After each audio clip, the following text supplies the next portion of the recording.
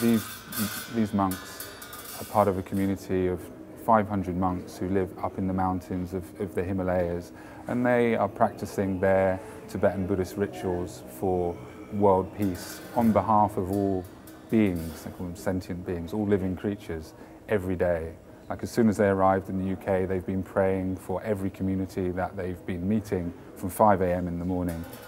Their chants are from their Tibetan Buddhist tradition.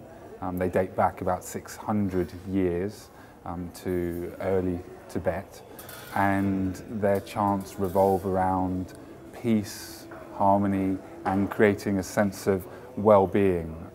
So they came up to the top of the Shard and they chanted for an hour and a half to almost 100 people practicing yoga. And so the idea was that the monks could bring their blessing and their inspiration to people interested in peace and harmony and healing some of the divide I think we see everywhere in the world right now, especially in the UK.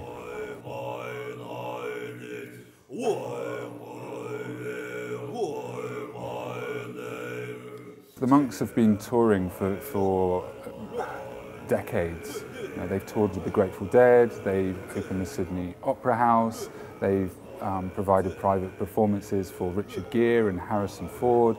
MIT and NASA have studied them, so they're well known. They're more known outside the UK than they are here. But traditionally you'd hear them in the monasteries of what was Tibet, and now the Tibetan community in exile in India.